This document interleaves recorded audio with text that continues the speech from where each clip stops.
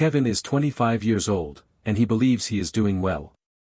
He earns $48,000 a year as a junior operations analyst at a regional distribution company. His salary arrives on time, his expenses are controlled, and his spreadsheet balances every month. Kevin tracks his spending categories with quiet discipline. Rent takes $1,200. Utilities and subscriptions take another $300. Groceries, transport, insurance, everything is accounted for and predictable. At the end of each month, Kevin has roughly $350 left. He moves it into a savings account. He feels stable. He feels responsible. He believes this is what progress looks like. It is not. Kevin's savings account yields 0.5% annually while inflation runs at 3.2%. Each dollar he stores is losing purchasing power in real terms, slowly and invisibly. He does not notice because the number in his account increases. The illusion is numerical, but the loss is structural. Kevin financed his car at 8.1%. The monthly payment feels manageable, but the total cost is not. Over 5 years, he will pay several $1,000s above the original price for an asset that declines in value every month. His retirement contribution is 4%, invested in a default target date fund. The allocation was selected for him, the assumptions were not explained, and the outcome is designed to be acceptable, not optimal. Kevin is not building wealth. He is maintaining position while the system adjusts beneath him. His financial life is stable in the same way a moving walkway is stable. He is standing still, and the ground is shifting. Across the city, there is another version of Kevin. Same age, same starting salary, same job title. The difference is not intelligence, discipline, or effort. It is information. This version of Kevin encountered a different set of ideas early. A book, a conversation, or a moment of curiosity that did not end after one answer. The concepts were simple, but they altered the frame entirely. Kevin learned that assets generate cash flow while liabilities consume it. He understood that interest paid is a guaranteed loss while interest earned is a delayed advantage. He realized that time is not neutral, it amplifies whatever structure you place around it. This version of Kevin does not treat the $350 as savings. It is not stored, it is deployed. The first year looks almost identical for Kevin. Same job, same apartment, same expenses. The difference is invisible. Kevin redirects contributions and increases his retirement allocation beyond the default, not dramatically but deliberately. He selects lower-cost funds with broader exposure. He eliminates high-interest debt aggressively, not because it feels urgent, but because the math is absolute. An 8.1% cost is a negative return he is choosing to accept. Kevin begins to read, not casually but systematically. Balance sheets, cash flow statements, and market structures. He does not understand everything, but he continues anyway. Nothing changes externally, yet the divergence has already begun. At 27, Kevin's company announces a restructuring. Revenue has declined for 3 consecutive quarters while costs have not adjusted. A consulting firm is brought in. Meetings appear without context. Departments are evaluated. Efficiency becomes a repeated word. Kevin remains in his role for now. A senior manager asks Kevin to support a report. Working capital has tightened, receivables are extending, and payables are being delayed. The company is using its balance sheet to absorb pressure it cannot sustain indefinitely. Kevin is asked to organize the data. In the first version of Kevin's life, he completes the task as assigned. He compiles the numbers, formats the report, and submits it. Kevin is accurate and reliable, but invisible. In the second version, Kevin does something slightly different. He does not stop at organization, he analyzes structure.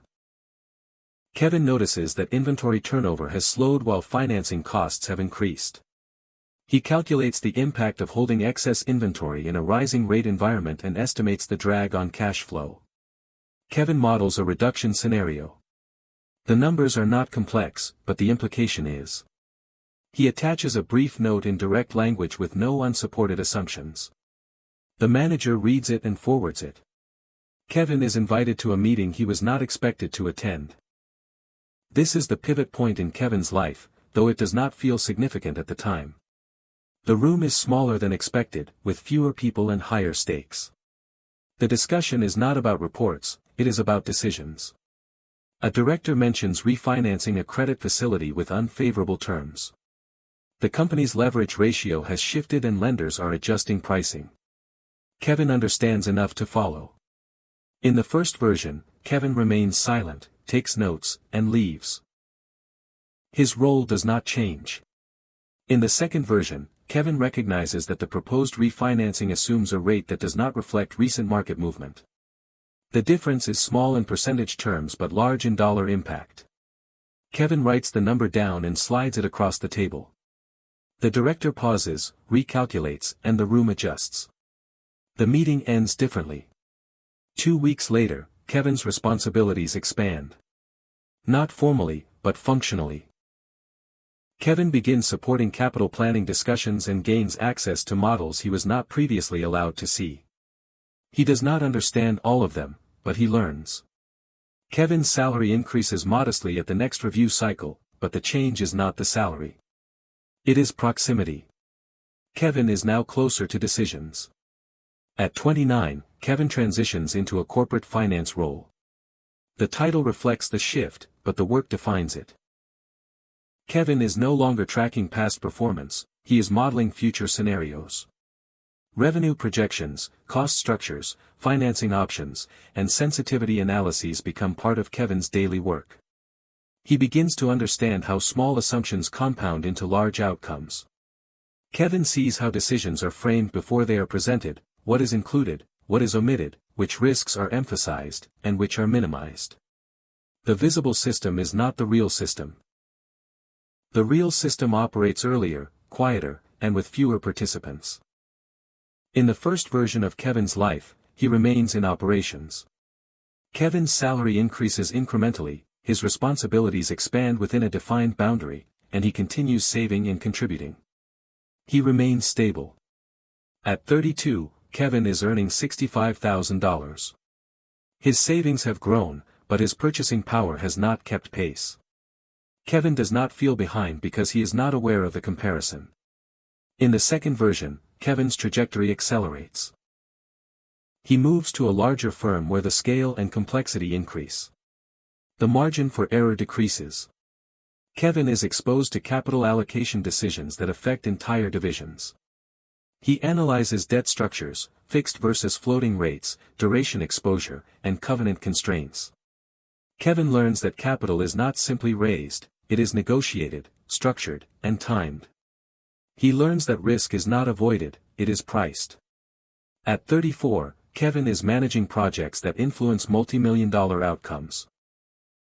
Kevin is not exceptional, he is informed. At 36, Kevin leaves for an investment role. The transition is not accidental, it is the result of accumulated exposure. Kevin has seen how companies operate internally, and now he evaluates them externally. He analyzes businesses as a capital provider, not an employee. Cash flows, leverage, competitive positioning, and management incentives become Kevin's focus. He begins to think in terms of return on capital, not salary. The scale shifts again. Decisions are no longer about saving a few $100s a month, but about allocating millions across opportunities with uncertain outcomes. The principles remain the same: cost of capital, time horizon, and risk-adjusted return. In the first version of Kevin's life, he is 36 and stable. Kevin owns a home with a mortgage, contributes to retirement, and experiences no major financial stress. At the same time, he has limited flexibility. Kevin's income is tied directly to his time. If he stops working, the system stops working. In the second version, Kevin's income is partially decoupled. Not entirely and not permanently, but enough to change his position. Kevin holds assets that generate returns independent of his direct labor. He understands that nothing is guaranteed. Markets shift, assumptions fail, and losses occur. Kevin is not protected, he is positioned. At 40, the gap between the two versions of Kevin's life is no longer subtle. It is structural. One version of Kevin optimized for stability within the system, while the other learned how the system functions and adjusted accordingly. The difference was never effort. Both versions of Kevin worked, both were disciplined, but one had access to information and chose to engage with it.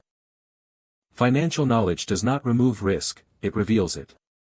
It does not guarantee success, it alters probability. The system Kevin operates within has rules that are not written in a single place and not taught in sequence.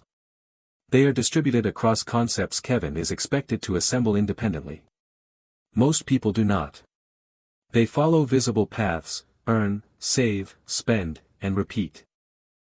The outcomes are predictable, not because they lack ability, but because they lack the framework to interpret what is happening around them. Kevin now operates with that framework. He sees how capital moves, where it concentrates, and how decisions are made before they are announced. Kevin understands that markets do not reward effort, they reward positioning. His influence has increased, but so has his exposure. Kevin makes decisions that affect outcomes beyond his immediate view. He does not experience this as power, but as constraint. Every position Kevin holds is dependent on variables he does not control. Nothing is fixed.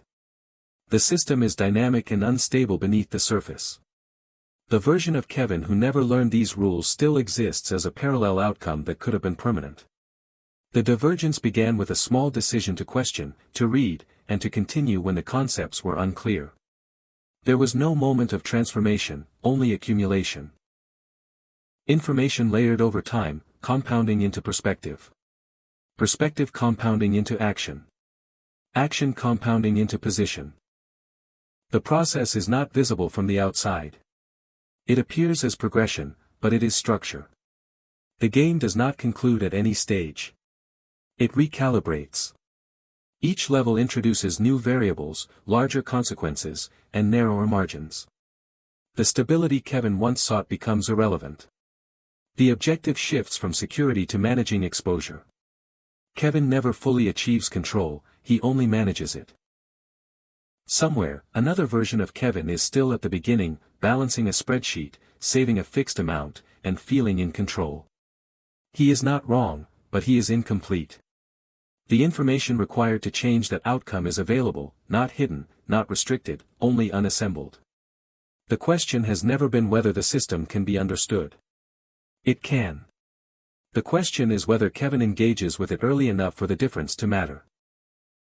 Because once time has passed, the same knowledge produces smaller effects. Compounding requires duration, and duration is the only resource that does not replenish.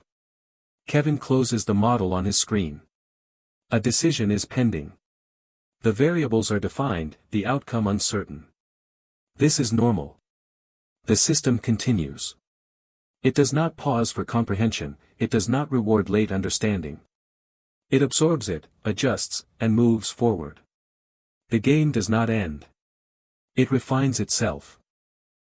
And it has been operating the entire time, whether Kevin chose to learn the rules or not.